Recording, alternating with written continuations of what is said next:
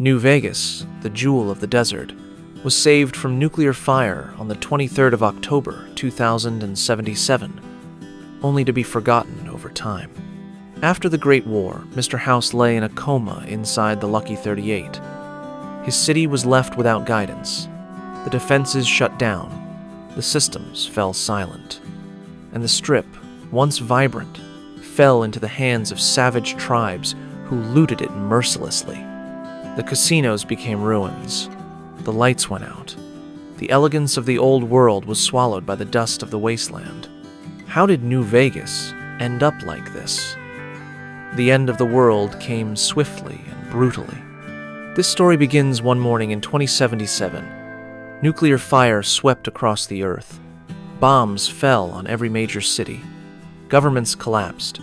The old world died. But Las Vegas did not. At the top of the Lucky 38, the city's most iconic casino, Robert House, business magnate, scientific genius, and CEO of Robco Industries, watched the missiles streak across the sky. Unlike the rest of the world, House was prepared. He had been expecting this moment for years, not as a possibility, but as a certainty. While others built bunkers, he built a technological fortress. His defense system, powered by pre-war artificial intelligence and a network of Securitrons, activated in seconds. Dozens of nuclear warheads were headed for the Mojave region. But House's orbital laser batteries and guided interceptors responded. Of the 77 warheads meant to obliterate the city, 68 were destroyed. The remaining ones fell on the outskirts, causing damage but leaving the heart of the city untouched. It wasn't luck, it was design. Las Vegas survived because one man refused to let it die. But even the brightest plans can fail. Although House had designed his city to withstand the apocalypse, he failed to complete the most important part of his plan, his own immortality. He had developed a revolutionary life preservation system, a cybernetic life support chamber designed to keep him alive indefinitely and eventually link his mind to the city's systems. But when the bombs fell, the system was only 85% complete. The electromagnetic pulse and minor shielding failures in the pod caused critical errors. Radiation leaked in. Organs began to fail. His consciousness started to fade. He tried to stabilize the system, but it was too late. House fell into a comatose state. He was still alive, barely, sustained by his machines.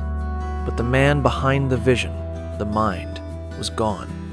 For decades, the Lucky 38 remained closed and silent. The lights flickered. The doors never opened. The Strip had lost its protector. And outside, the Mojave forgot him. Without House's control, New Vegas fell into chaos. The city no longer had its automated defenses. The Securitrons remained inactive, locked away in the underground systems of the Lucky 38.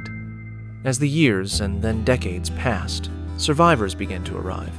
Not settlers, but tribes, raiders, and scavengers drawn by the ruins of old luxury.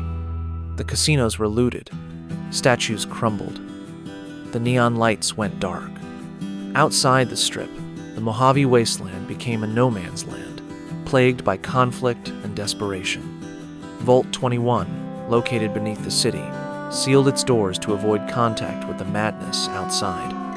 Other vaults collapsed, were shut down, or became corrupted. By the mid-22nd century, the Strip was just another ruin, a ghost of the old world.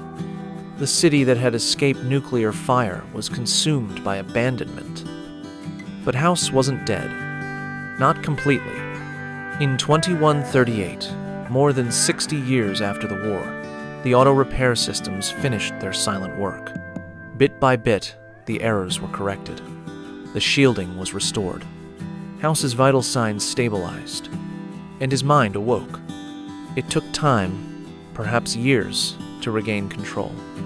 His body was withered, his muscles atrophied, his organs nearly useless, but his brain still functioned, sustained by a network of machines, and his will remained intact.